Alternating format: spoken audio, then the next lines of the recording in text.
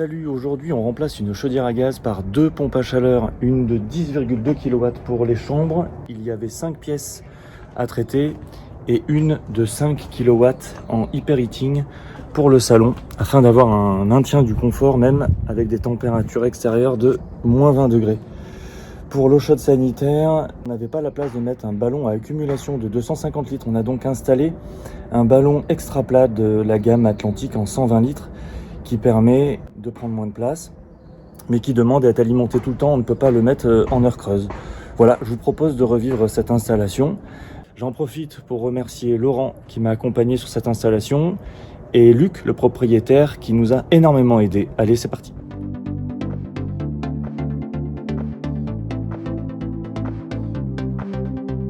On va se faire le carottage de l'intérieur vers l'extérieur au niveau du pignon. Donc on a transpointé sur le mur extérieur pour être sûr qu'on était vraiment dans l'axe de la faîtière. Et puis là on va se faire deux perçages pour envoyer toutes les liaisons qu'on doit passer dans les chambres par les combles. Allez, c'est parti.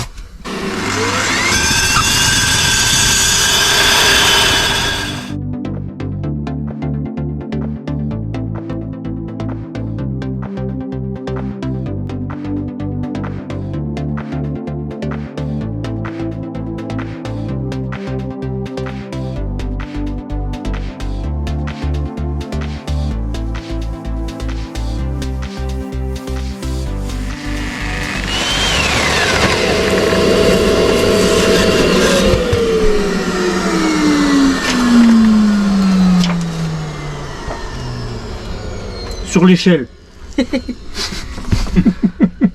J'ai failli carotter l'échelle. Dans l'axe. Bon, ok.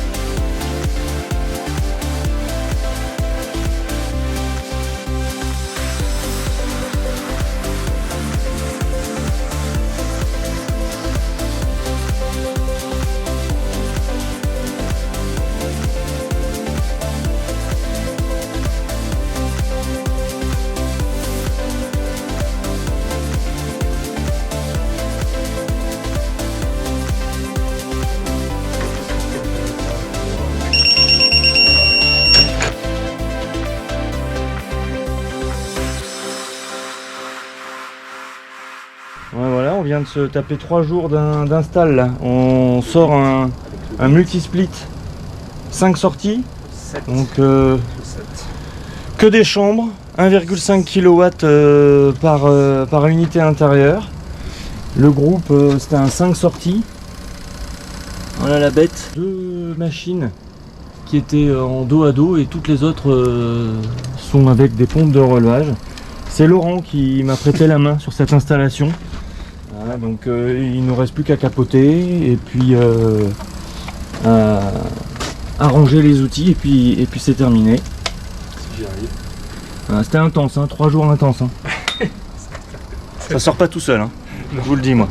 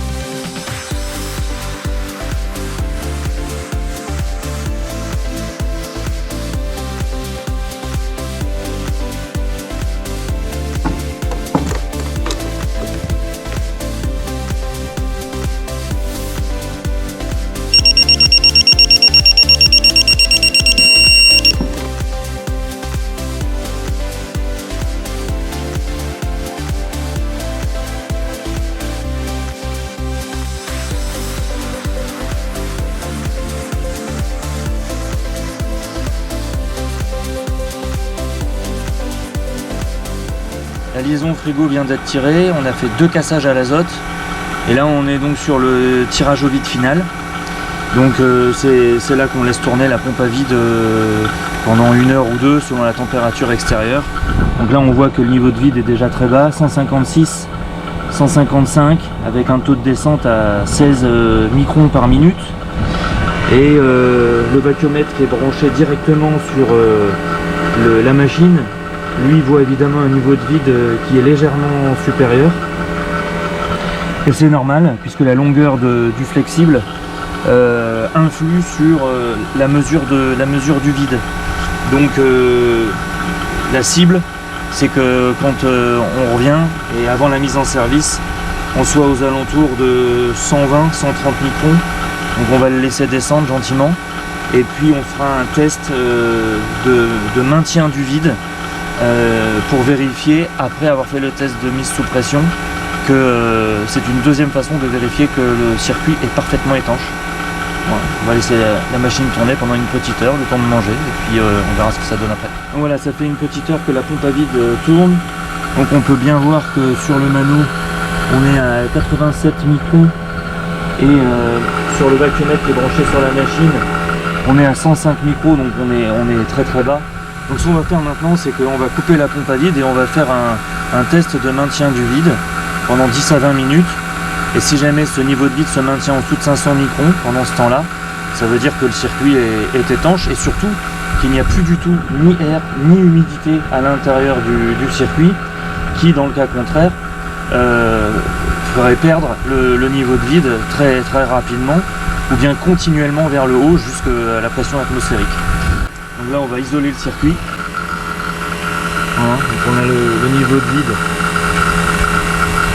qui doit se maintenir pendant au moins 20 minutes. Donc là il est 13h43.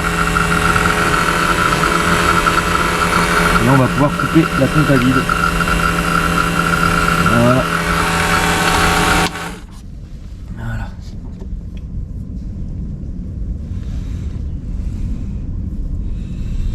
Donc là on voit même que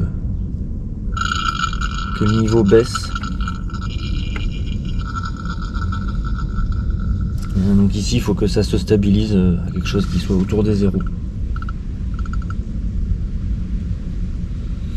Voilà, on va attendre la petite dizaine de minutes et puis on va voir ce que ça donne.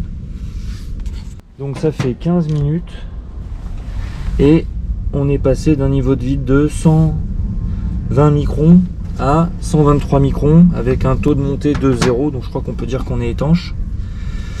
Voilà, donc on va libérer le gaz. Donc Luc, il est en train de configurer le Wi-Fi pour la piloter avec l'application. Et là, donc on a lancé la machine. On a mis les sondes dessus, donc on va voir ce que ça donne en termes de mesure. Donc là, elle s'est mise en auto, donc elle brasse beaucoup d'air. Donc pas loin de la vitesse maximum. Température d'air 48. Balance de l'air à 48 degrés là. Voilà. Sur un débit quasiment maximum, ça fait de la calorie. Voilà. Donc j'attends que la mousse polyuréthane elle est prise là sur le côté pour refermer le capot et puis c'est bon. On va prendre une vidéo du ballon quand même. Voilà le ballon. Donc on a condamné là-haut la ventouse. Et on a installé ce ballon à la place de la chaudière. Voilà, avec le mitigeur de sécurité obligatoire. Et puis le groupe de sécurité bien sûr. Voilà, donc l'emplacement ne permettait pas de mettre un ballon d'eau chaude à accumulation. Donc on a basculé sur un modèle extra plat qu'il faut donc alimenter électriquement tout le temps. Sinon, on peut risquer de ne plus avoir d'eau chaude. Voilà le split du salon. Voilà, le client qui a été d'un soutien indéfectible. Il a été parfait ce client. Voilà. Le travail terminé.